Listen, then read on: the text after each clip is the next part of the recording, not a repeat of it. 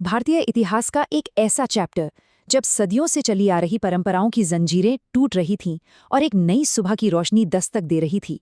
ये वो दौर था 19वीं सदी का, जब भारत में एक सामाजिक और सांस्कृतिक जागरण की लहर उठी। एक ऐसी क्रांति जिसने भारत की आत्मा को हमेशा हमेशा के लिए बदल दिया। इन चेहरों को जरा गौर से देखिए, इनकी आंखों में झांकने की कोशिश कीजिए। आपको एक खामोश कहानी सुनाई देगी। ये कहानी है 19वीं सदी के भारत की, उन अनगिनत महिलाओं की जिनकी जिंदगी सामाजिक कुरीतियों के अंधेरे में कहीं खो गई थी। ये वो दौर था जब हमारा समाज कई बेड़ियों में जकड़ा हुआ था। कभी सोचा है उस जमाने के भारत में पैदा होना कैसा लगता होगा, जहां आपकी जिंदगी का हर फैसला समाज के बनाए हुए नियम तय करते थे, जहां इंसानियत से ज्यादा रिवाजों को तवज्जो दी जाती थी। चलिए आज उसी दौर में चलते हैं और उसे समझने की कोशिश करते हैं। तो किसी भी बदलाव को समझने से पहले ये जानना बहुत जरूरी है कि आखिर वो कौन सी समस्याएं थीं, वो कौन सी जंजीरें थीं जिनसे समाज जकड़ा हुआ था, जिनके खिलाफ आवाज उठाना इतना जरूरी हो गया था। और इन जंजीरों में सबसे क्रूर, सबसे अमानवीय प्रथा थी सती प्रथा। एक ऐसी भयानक परंपरा जिसमें एक विधवा को उसके पति की चिता पर जिंदा जलने के लिए मजबूर कर दिया जाता था। अक्सर ये सब सामाजिक दबाव में या फिर जबरदस्ती से होता था, जो इसे और भी ज्यादा खौफनाक बना देता था। बात सिर्फ यहीं खत्म नहीं होती थी। छोटी छोटी बच्चियों की शादी कर दी जाती थी। और सोचिए, अगर वो बेचारी विधवा हो गईं तो उनका जीवन नरक से भी बदतर हो जाता था। उन्हें समाज से बिल्कुल अलग कर दिया जाता, उनके सिर के बाल मुंडवा दिए जाते और उन्हें बेलंग सादे सफ़ेद कपड़ों में एक मुश्किल जिंदगी जीने पर मजबूर किया जाता था। किसी त्योहार या खुशी में उनका शामिल होना तक मना था। फिर आती थी जाति व्यवस्था की दीवार। समाज ब्राह्मण, क्षत्रिय, वैश्य और शूद्र, इन 4 वर्णों में बुरी तरह से बटा हुआ था। ये व्यवस्था तय करती थी कि कौन पढ़ेगा, कौन नहीं, किसके क्या अधिकार होंगे। निचली जातियों के लिए तो शिक्षा और बराबरी के अधिकार जैसे दरवाजे ही बंद थे, और छुआछूत जैसी प्रथा ने तो समाज में गहरी जड़ें जमा ली थी। और इस पूरी कड़वी सच्चाई को ये एक लाइन बयां कर देती है। उनकी योग्यताओं को अक्सर नजरअंदाज कर दिया जाता था और उन्हें गंभीर आर्थिक कठिनाइयों का सामना करना पड़ता था। मतलब किसी के हुनर या काबिलियत की कोई कद्र नहीं थी, सब कुछ जन्म पर आधारित था। तो सवाल ये है कि इतने घोर अंधेरे में बदलाव की ये पहली चिंगारी आखिर जली कैसे? कैसे शुरू हुई ये क्रांति? वो कौन सी वजह थी जिन्होंने पुनर्जागरण की इस आग को हवा दी? बदलाव की ये हवा ना कई तरफ से एक साथ चली। एक तरफ थी अंग्रेजी शिक्षा, जिसने लोगों को लिबर्टी और जस्टिस यानी स्वतंत्रता और न्याय जैसे नए पश्चिमी विचारों से मिलवाया। दूसरी तरफ प्रिंटिंग प्रेस ने इन नए आइडियाज को जन जन तक पहुंचाया, और इसी के साथ एक नए पढ़े लिखे मिडिल क्लास का जन्म हुआ, जिसने इन पुरानी परंपराओं पर सवाल उठाने शुरू कर दिए। और इन सब में एक गेम चेंजर था, प्रिंटिंग प्रेस की ताकत। 1780 में जब जेम्स हिक्की ने बंगाल गजट छापा, जो भारत का पहला अखबार था, तो ये सिर्फ एक अखबार नहीं था, ये एक नए दौर की शुरुआत थी। क्योंकि अब पहली बार आम लोगों के बीच सामाजिक मुद्दों पर खुली बहस हो सकती थी। सुधारकों ने अखबारों को अपना हथियार बनाया।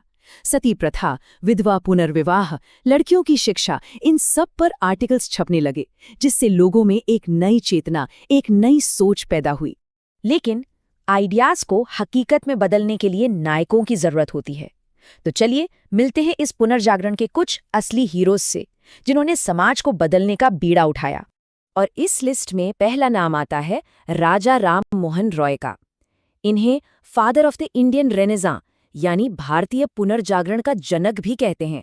और ऐसा इसलिए क्योंकि इन्होंने सदियों पुरानी सोच को सीधी टक्कर देने की हिम्मत की। उनकी ये लड़ाई ना एक पर्सनल ट्रेजेडी से शुरू हुई, जब उन्होंने अपनी आंखों के सामने अपनी भाभी को सती होने के लिए मजबूर होते देखा। बस उस एक घटना ने उन्हें अंदर तक हिला दिया। इसके बाद उन्होंने संवाद कौमुदी अखबार के जरिए सामाजिक बुराइयों पर लिखना शुरू किया। 1828 में ब्रह्म समाज बनाया ताकि सुधारों को एक ऑर्गेनाइज तरीके से आगे बढ़ाया जा सके, और आखिरकार उनकी सालों की मेहनत रंग लाई और 1829 में सती प्रथा के खिलाफ कानून बन गया। अब बात करते हैं एक और हीरो की, ईश्वर चंद्र विद्यासागर। इनका पूरा ध्यान और इनकी पूरी लड़ाई एक और बहुत बड़े अन्याय के खिलाफ थी, विधवाओं की दयनीय हालत। ये साल 1856, ये सिर्फ एक साल नहीं है, ये भारतीय समाज के इतिहास का एक टर्निंग पॉइंट है। जरा सोचिए, इस एक तारीख ने, एक कानून ने लाखों जिंदगियों की दिशा कैसे हमेशा के लिए बदल दी होगी। इसी साल पास हुआ Hindu window remarriage act. Vidyasagar के अनगिनत प्रयासों की वजह से ये मुमकिन हुआ। उन्होंने हिंदू धर्म ग्रंथों से ही ये साबित कर दिया कि विधवा विवाह गलत नहीं है। और फिर 7 दिसंबर 1856 को कलकत्ता में जब इस कानून के तहत पहली शादी हुई, तो वो सिर्फ एक शादी नहीं थी, वो एक नए युग का ऐलान था। अब मिलते हैं एक और क्रांतिकारी से, ज्योतिराव फुले।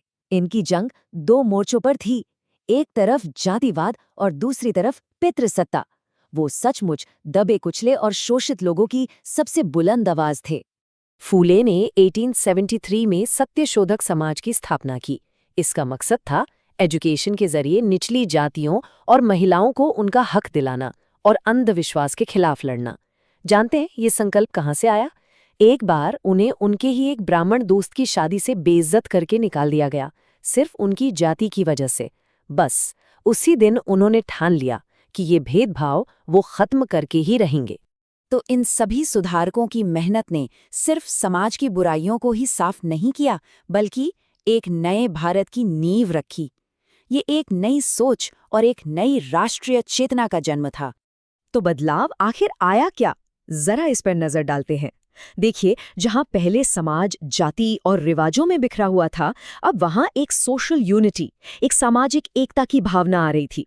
जहां महिलाओं के पास कोई अधिकार नहीं थे, वहां विमेन एम्पावरमेंट यानी महिला सशक्तिकरण की फाउंडेशन रखी जा रही थी। और अंधविश्वास की जगह अब लोग तर्क और इंसानियत की बात करने लगे थे। और यही सबसे जरूरी बात है, इस सामाजिक और सांस्कृतिक जागरण से जो सामाजिक एकता पैदा हुई, उसी ने आगे चलकर इंडियन नेशनलिज्म यानी भारतीय राष्ट्रवाद का मजबूत आधार तैयार किया। क्योंकि जब समाज अंदर से एक होता है, तभी वो आज़ादी का सपना देख सकता है। और इस पूरे दौर की जो स्पिरिट थी, जो एनर्जी थी, उसे स्वामी विवेकानंद का ये एक कॉल पूरी तरह से बयां कर देता है। उठो, जागो और तब तक मत रुको जब तक लक्ष्य प्राप्त ना हो जाए। ये सिर्फ शब्द नहीं थे, ये उस जमाने की ऊर्जा और संकल्प का प्रतीक था जिसने आने वाली पीढ़ियों को भी प्रेरित किया। तो आखिर में बस एक सवाल, 19वीं सदी की वो आग, वो जज्बा जिसने समाज को बदलने की हिम्मत की, क्या उस आग की, उस सोच की जरूरत आज भी हमारे समाज को है? इस पर सोचिएगा जरूर।